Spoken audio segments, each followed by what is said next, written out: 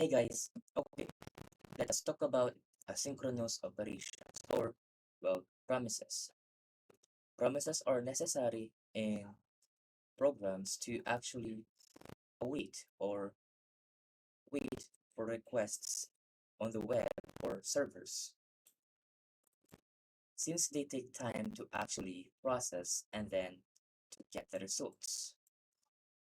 And if we don't wait for them using promises or asynchronous operations, then we will have what we call blocking operations. And what this means is that it will block all the operations within a system. And that would mean your system or machine lagging or freezing. Now, to actually handle code or requests or operations that take time to process, just like HTTP requests or fetches to an API, as is what they call it, we can use the promise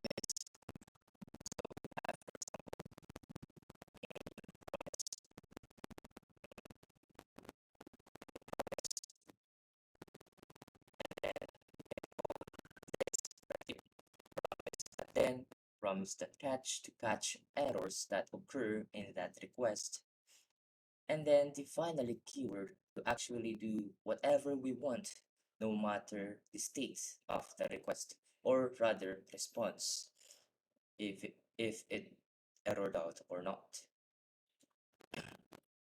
So now this is usually how it's done to make a new promise. For example, if you want to perform an operation that will take some time, like sorting an array, like a long array, or process from inbuilt functions. For example, fetch is a function that returns a promise. We want to fetch from the API of JSON placeholder forward slash todos. Then it is a promise. If I have a dot right next to it, it will also show up the options that you would have in promises. Okay, so to actually get the result from this fetch function, you just need to then invoke this function and it give us the value of the response.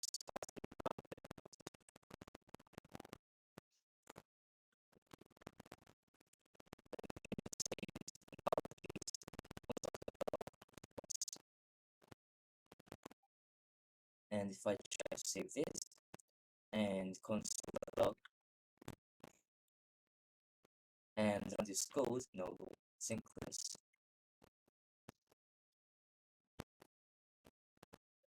As you can see, we run the we console logged the response, which is all related to HTTP response. And let me just move this down there. Okay. And for the cat,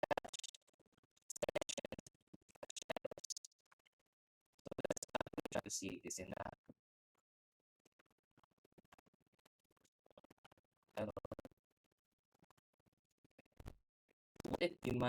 What if we mistype a word here and try to fetch that once again?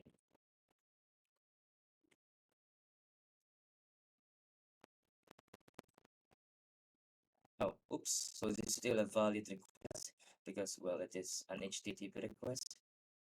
How can we get that? Maybe mistype an endpoint to this website, to this API rather. Let's try that out.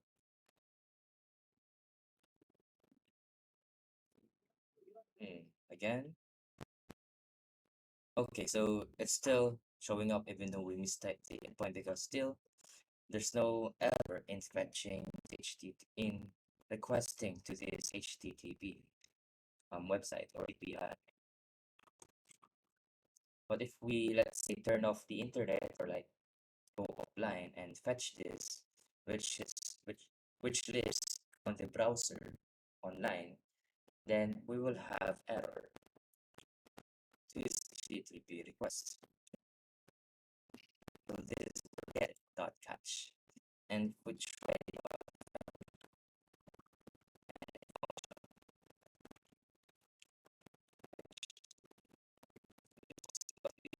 finished and run this again.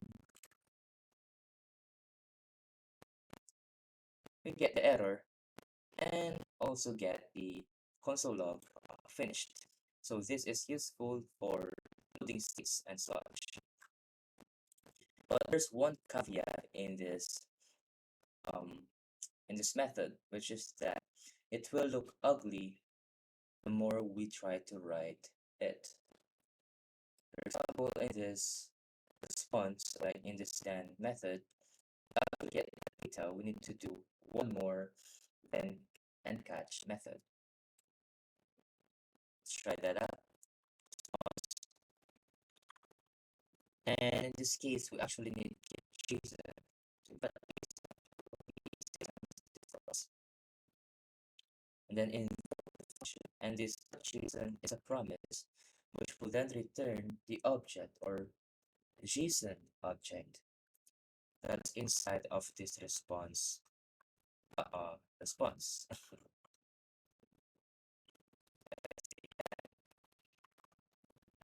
Any kind of name for the value of data. Data.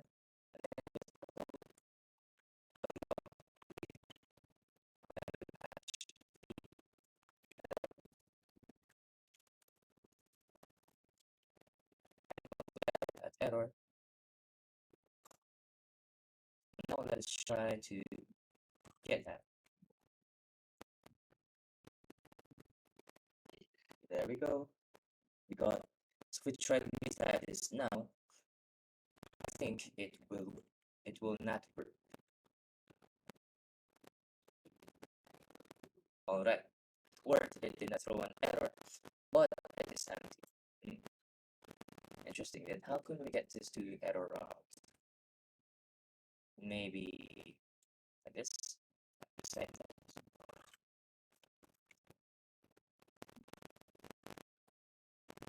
Yep, there. So I guess this endpoint right here, which is without having the type code, does not return a JSON. But anyway, that's not important. I'm just testing this out. What's important is the then catch method and the promises, both asynchronous operations. But if we have another promise here, which is, for example, the data, so this data right here is still a promise, then that would mean we still need to do it. Then as time goes on, it will look too cluttered, and this is what we call backheld. To avoid that, there's what we call async and await. Another thing actually is that the method of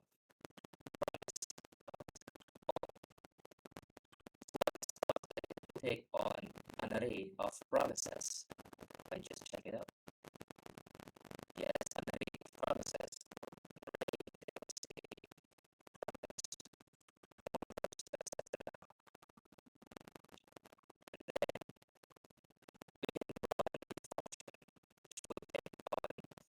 The values, or which will give us the values of the responses returned by the array of promises we specified inside the parameter or inside of this function over here.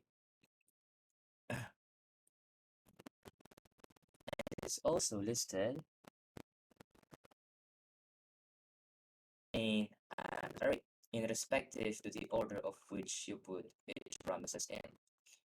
So this will wait for all of the promises you specified to actually return a response before this fires. So this is useful if you want to wait for everything else before displaying a message or something like that. Okay, let's get into the asynchronous function. So to define an asynchronous function is to just say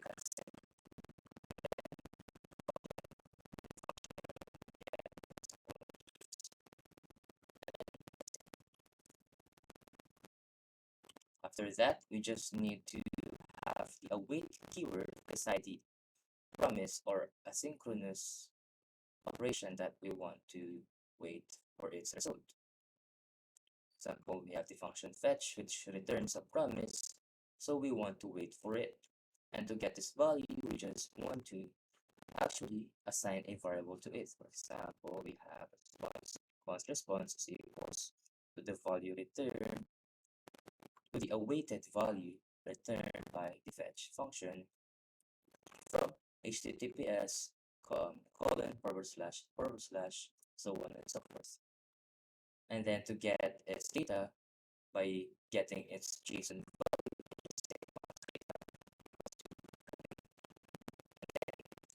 the method respond available in response in the response is a operation. And now we can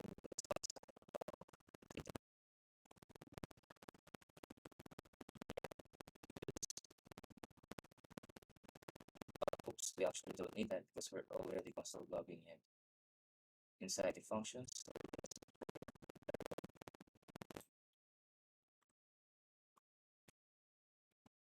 Node synchronous. Try to run that.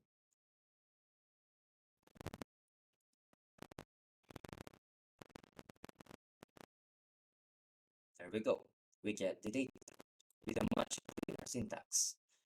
And to actually catch errors with this, we just say try.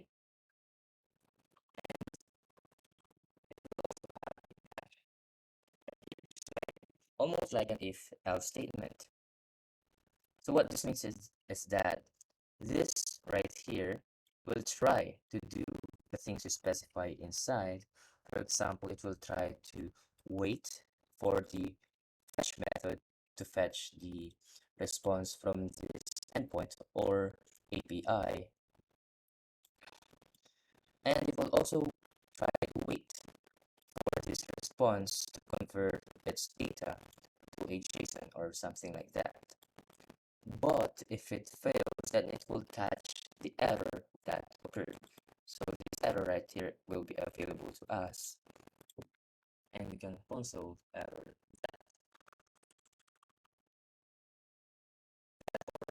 some kind of operation like error handling. And it is the final in this way.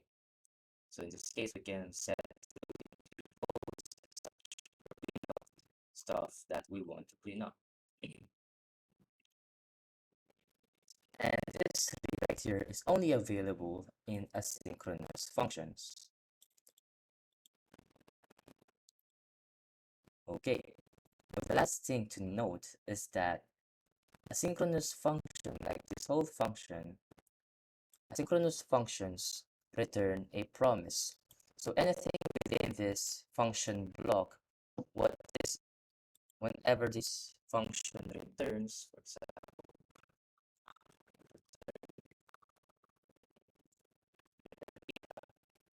then this data will be inside of a promise. So it will look like promise, and then the type of the data. Something like this. So we actually need to have another await beside this function right here. Or we can also say, yeah, like this, because this function returns a promise. And when we wait for this function, we will get the data. So that's one thing to note if you want to use asynchronous functions. However, you can also just do it this way if we want to call it in a one kind of level, although I don't really recommend it in my opinion.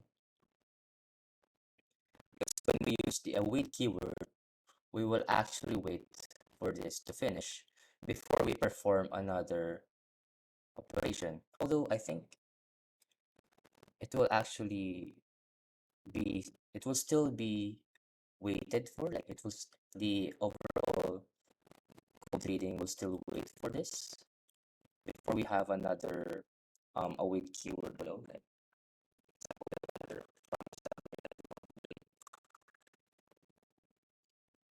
But yeah, so this here is actually like one by one. So it will fetch this first before we do this operation below and such. So that is actually what is used, or the use of the promise.all, wherein we will execute them parallel to each other and then wait for all of them to finish before we do something. While this will execute one by one. So this will execute first, and then this, and then so on and so forth.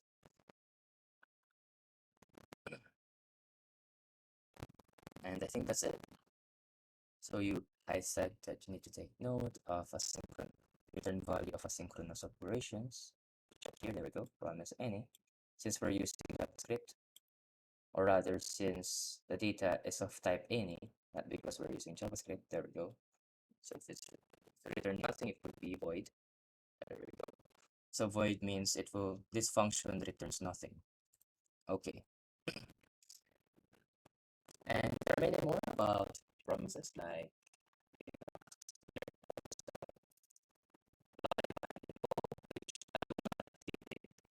dig deeper into. But that's all for asynchronous operations in JavaScript, and it is necessary for non-blocking operations to handle like big requests that will take a longer time. All right, one last thing is for me to actually show you what it would look like if we mix in a synchronous operation. So for example, we want to console log.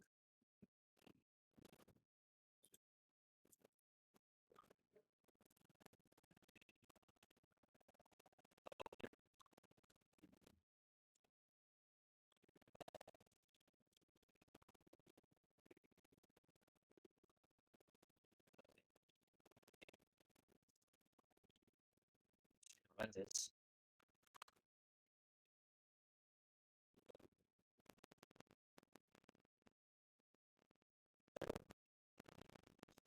Synchronous operations will run first, and then once this promise or this function finishes waiting for the data, then it will console log the data. And try one more.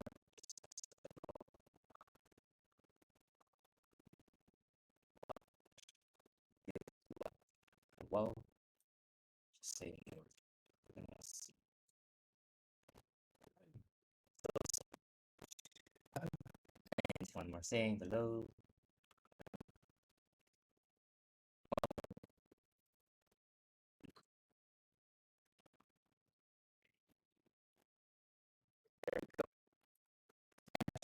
Here, this can be a synchronous operation. So this wow here will be the last string to be console logged.